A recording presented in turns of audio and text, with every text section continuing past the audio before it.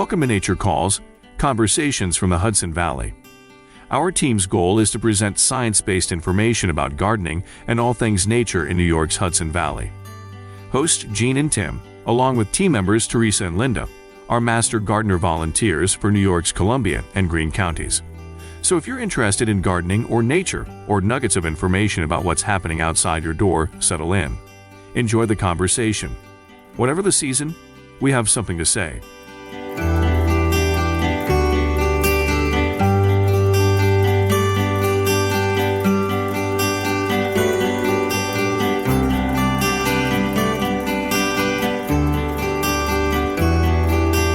Hi, welcome to Nature Calls, Conversations from the Hudson Valley.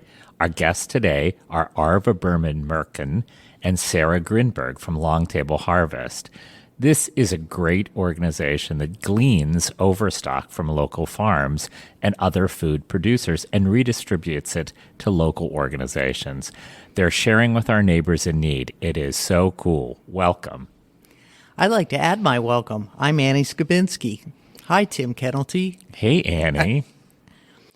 When I think about Long Table Harvest, they've been around for a while. So in addition to adding my welcome, I'd like to invite you to tell us a little bit about your history. How did you come to Long Table Harvest, and what's your personal background with the organization? Great. This is Arva, and I founded Long Table Harvest just about 8 years ago. And so we're entering into our 8th season. I transitioned into running this organization after 3 seasons farming in the Hudson Valley.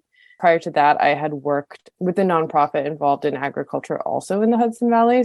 So I had a fair amount of knowledge of this region as well as experience on the ground farming. And part of my dream was to start a farm, and there's a lot of barriers to doing that. So it became clear to me that that wasn't necessarily possible for my future. And so I pivoted and saw such abundance on the farms that I was working on and neighboring farms as well. Personally, so my family comes from the former Soviet Union. My parents, grandparents, and great-grandparents all immigrated. So while I have not personally experienced food scarcity, it was very much their experience, a lived experience, and that was transmitted to me, whether or not that was something that I personally experienced. So when I was working on farms and witnessing the amount of food that was actually left in the field, not because of the farmer's negligence, but there's a lot of reasons. There's insurance policies that they need to have to ensure that they can meet their financial goals every year as they always grow more. There's pests, diseases, weather, things like that can get in the way. So there's always going to be extra if you're trying to run your business well. And so I sort of had a reckoning moment of seeing that abundance in the first radish harvest that we ever did and how many we left in the field. And so I kind of filed that away in the back of my mind while I was farming. And so when it came time to create Long Table Harvest as an organization, I use that resource as the primary component to then create the organization. So not only the farms that I was working on had such abundance, but many farms in this region did. And so I approached the ones that I was connected to, and they were very much on board. Some farms were already donating to food pantries and were happy to have us do that work. And some had wanted to, but didn't necessarily have the time or the energy. And so we were that vehicle for making those connections. When we founded, there was another individual involved, Laura Engelman, and she was sort of working on the ground in Hudson with Greater Hudson Promise Neighborhood, was connected to some organizations on the ground there who could receive the produce that I was putting together. And it was sort of like this perfect marriage of the abundance on the farms that I had built out a network of, and also Laura having some connections. And then we had to sort of build greater connections around Columbia County. So our first year, we distributed produce just around Columbia County. Since then, we've expanded into Dutchess County, and then we're aiming for this next year while we have been working in Greene County unofficially, we're looking to build out a more robust distribution there. Great. We have lots more to ask you, Sarah. What about you? Yeah, sure. So I'm going into my 2nd year as gleaning coordinator for Long Table. Although I'd known about Long Table for much longer, few years ago, I met Arava while I was working at Rolling Grocer, which is a great tiered price grocery store in Hudson. And we were working together there. Before that, I had farmed for a season here in the Hudson Valley, owned my own business here in the Hudson Valley. And then before that, we have this whole decade of like tech work that, while relevant, we don't need to talk about anymore.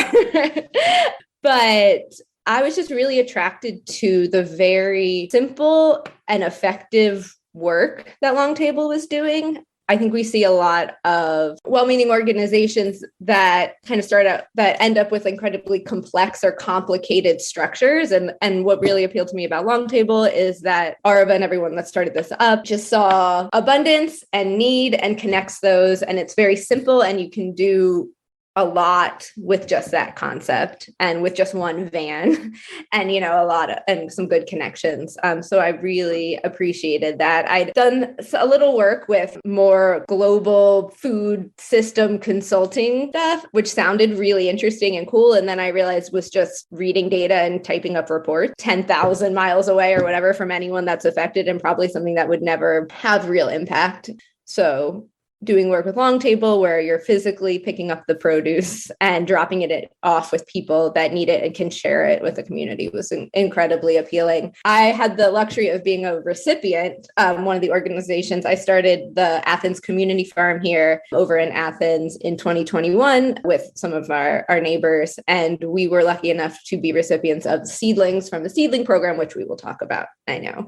So working with that current gleaning coordinator, Leah, and when the role opened up, I was just really excited to have the opportunity to jump in. So I have this visual of you out in the fields, like picking up those acorn squashes that nobody picked. But the more modern version of it is that the farmers are actually putting aside vegetables and things like that for you that they know you're going to come and pick up. It's something a little bit beyond my basket in the field concept, right?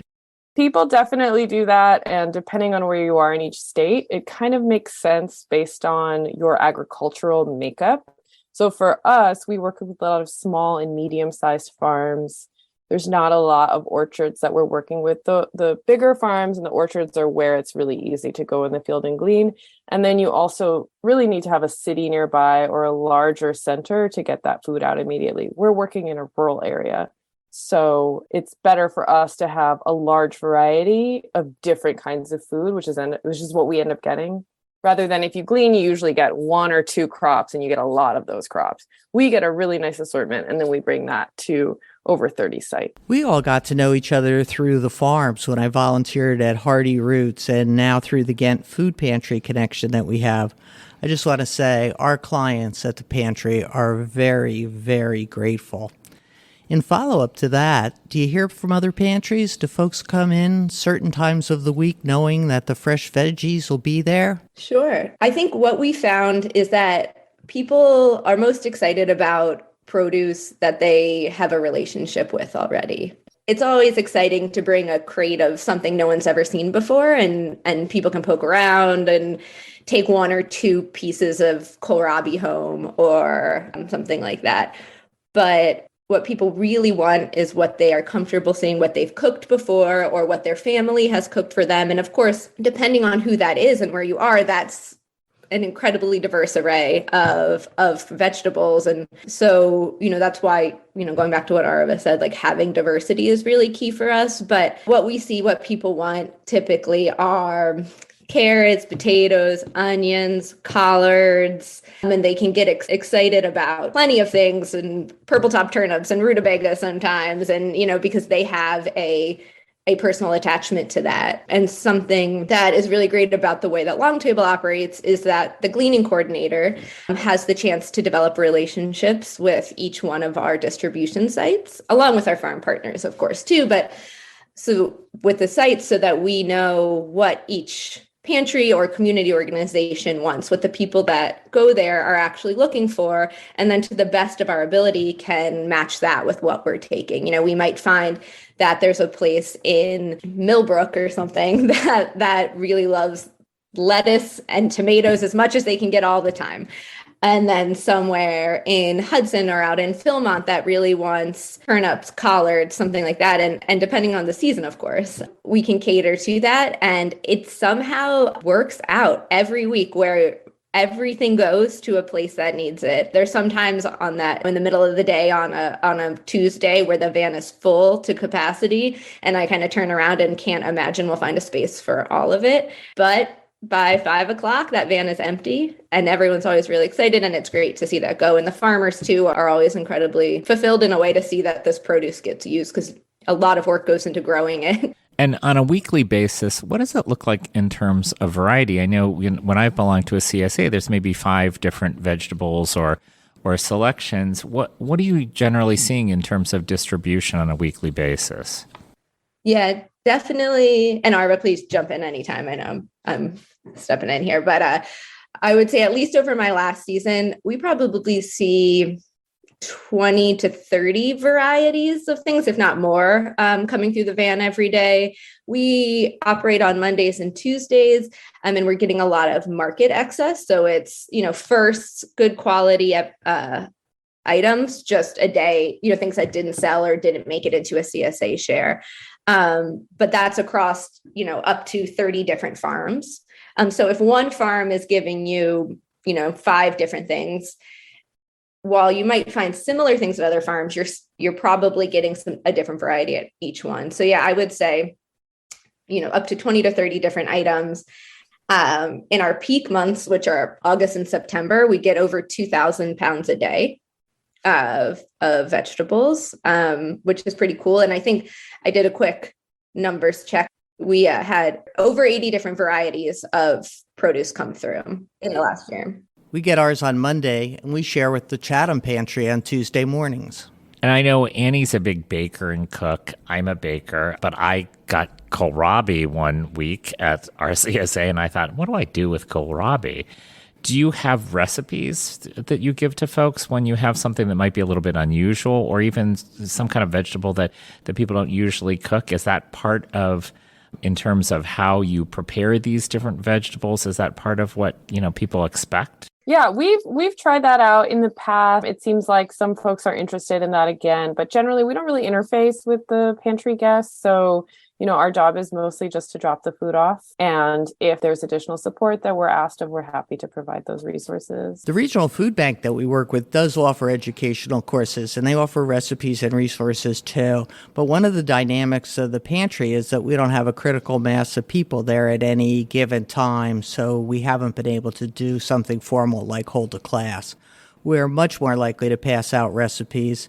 And we've also found that labeling the items, particularly those that look similar, induce people to give it a try. So I love this, that we have both the pantry folks and the gleaners at the same table today.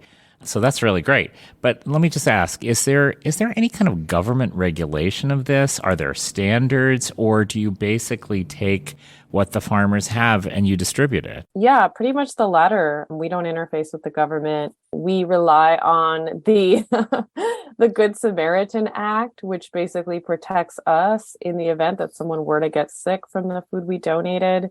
It stipulates that as long as we donate in good faith, knowing that the food is of a good quality, then that protects our organization. We've never had any issues with that to our knowledge. So yeah, that's the extent of regulation. But internally, we're very much focused on quality control, and we want to maintain a certain level of firsts. First is a sort of term in agriculture, first or second. I want to talk a little bit about the flip side. You're talking about all the good work you do, but you still have expenses. Yeah. Would one of you, spend a couple of minutes talking about how you receive funding and how people can contribute to your success? That would be great. Yeah. We fundraise all year long. That's my primary role outside of supporting Sarah and doing the logistics and planning on the back end. We fundraise from a variety of places. There's individuals, there's foundations, there's a state grant that we receive. Some of the food pantries support us. We're trying to build out a monthly donor network. That is sort of a long-term goal that we're looking to make more robust. So individuals sign up to donate. It just automatically draws from their credit card or PayPal. account. It can be as small as $5 a month, but having that consistent income, especially from individuals in our community, we feel like is the sort of future of our sustainability, because priorities of foundations can shift, state funding can shift, obviously everything can shift.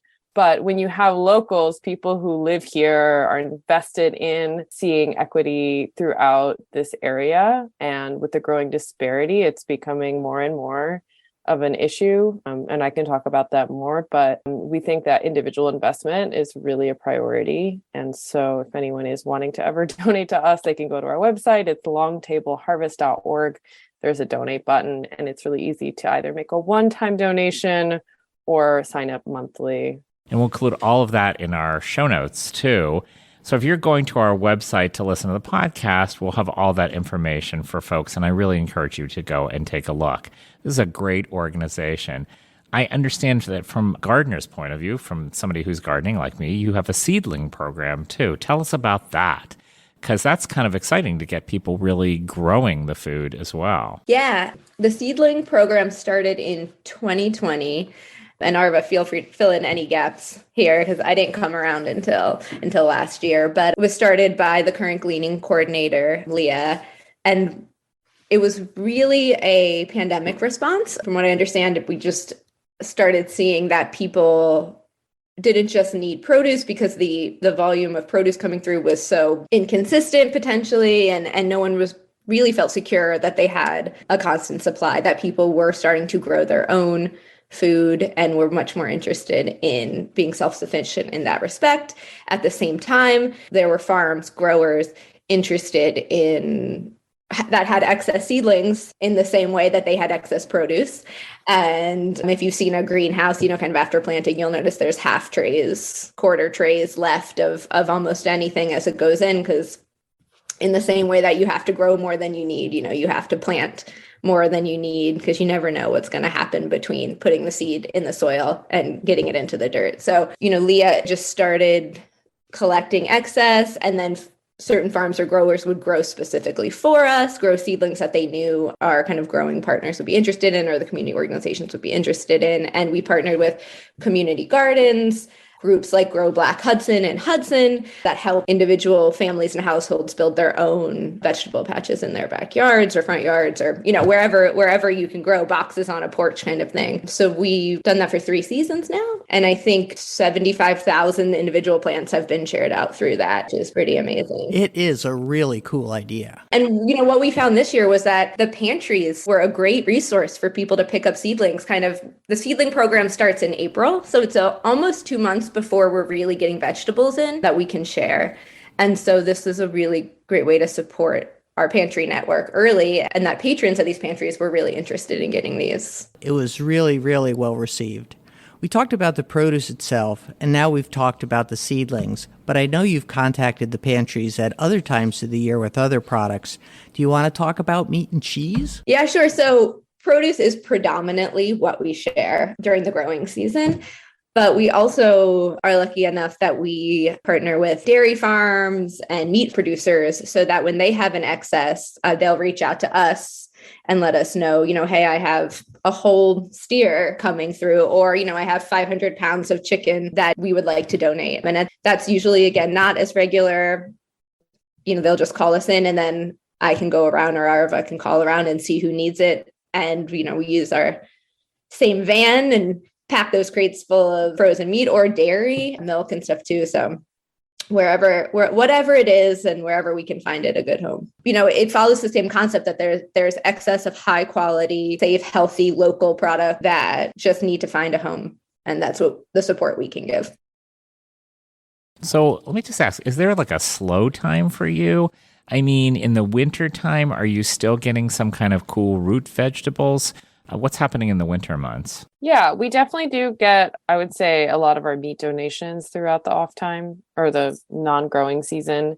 Sometimes dairy donations would come through at that time. We may get roots, sort of at the end of winter if farmers have their coolers still full and they want to just clear it out for the new season. But it's the busy season in that it's fundraising time. So there is a flip that's happening. It used to be that I could do the bulk of my fundraising in the off season, but now it's pretty much a year-round thing that I'm doing. You mentioned that, Sarah. I think you mentioned that you met at the Rolling Grocer, and I know that you founded it. Would you give them a plug as long as we're talking? Sure, yeah. I myself and other individuals from Hawthorne Valley Association and residents in the city of Hudson met for 2 years to sort of develop the vision for a nonprofit grocery store, which opened in, I believe, 2019. There's a tiered pricing system. It's really cool. So people pay based on their financial situation. They self-select into whatever tier that they want. To my knowledge, I don't know of any other grocery stores like that. It was really unique in its development. And I stepped back at the end of 2020 and they're still in Hudson and still kicking. And what's the name of this and where are they? Yeah, it's Rolling Grocer 19 and it's on South 2nd Street in Hudson, New York. You mentioned a further or more formalized expansion into Greene County as part of the growth. If an organization isn't connected with you and would really like to be involved, can you explain how to get in touch, either as a giver or as a recipient? Sure. We're always open to people reaching out to us. They're welcome to email Sarah, SARAH, at longtableharvest.org. Then and I can connect and we can set up some time to talk. Yeah, we're really excited for some expansion in Greene County. We've been doing some work in Catskill, Athens, and just hoping to formalize that. And the first part of that, and then, ARV is doing a lot of fundraising in the off season and grant applications and so much of that. And what I'm doing is making those connections now, pantries, farms, doing outreach, that to kind of set up things for the spring. So anyone interested that's listening, please reach out. So what else should we know about what you do? I think I would want to share that. So I put together a 7-year report at the end of last year, taking stock of, what has transpired, and a lot of things have transpired, as we know, over the last 7 years. But when I started this work, I couldn't have imagined, what future was to come, and naively sort of believed that providing this service would somehow maybe change things on a larger level. And I know now, and I have known for quite some time, that there's a lot of greater systems at play that make food pantries necessary, that make it such that people need to go there to get their food. And so that's sort of the other reality that kind of looms in the back, which is that people are not making enough money to meet their basic needs, with minimum wage not being in line with what cost of living actually is. And so the pandemic really exacerbated that and brought all of that, which was sort of looming and normalized to the fore. And so we've seen, and I'm sure Annie can attest to this, demand very much increase at all of the sites we work with. And even in the last year, with inflation going up so high, demand is increasing even more. So in the last 7 years, we're not seeing anything change. And obviously, I think if we see big changes on the systemic level, then the challenge of accessing food can start to actually alleviate. But until that happens, we're just seeing people having to come together of their own volition to support neighbors in their community. And while I love that, we can do that, and there's a lot of other people in our community doing that, it's really sort of a Band-Aid solution, and and it's the best case in a worst case scenario. But that's sort of the really painful reality of doing this work. While it's lovely to provide high quality food to folks who otherwise might not be able to pay for it, greater issues that are creating that to be our reality. So I'm going to ask you my hope question, because I'm this corny person who asks at the end of all of our episodes, what gives you hope? And obviously you're doing a lot of great things, but what gives you hope when you go in every day and you're working on this project?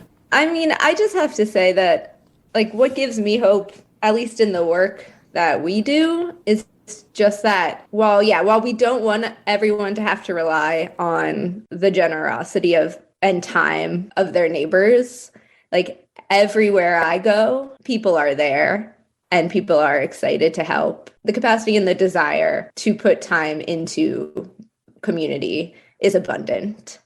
And you could be seeing that kind of fall away, or people getting disheartened and thinking that the smaller things don't matter. But it's not. From my perspective, it's not. And I'm excited to continue supporting that in whatever capacity that I can and we can with what we have. So I'm just going to say the two of you and Annie, you're doing such great work. And I never use this word, but this is kind of a really awesome program. I just love it. Thank you so much for coming today.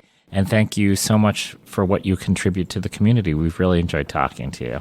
Thanks for having us. Yeah, thanks for having us. Yeah, I'd like to thank you both. And I really do hope that people contribute, get involved, because they've heard of this. We really appreciate you taking your time to come in and talk to us today. Take care.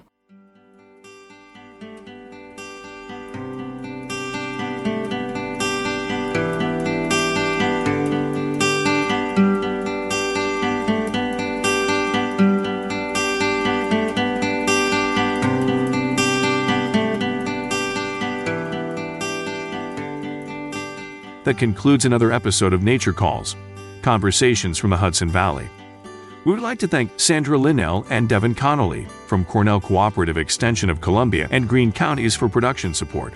And a special thank you to our listeners for joining us on this episode of Nature Calls, Conversations from the Hudson Valley. You can find links to any of the topics mentioned in this episode at our website at ccecolumbiagreen.org.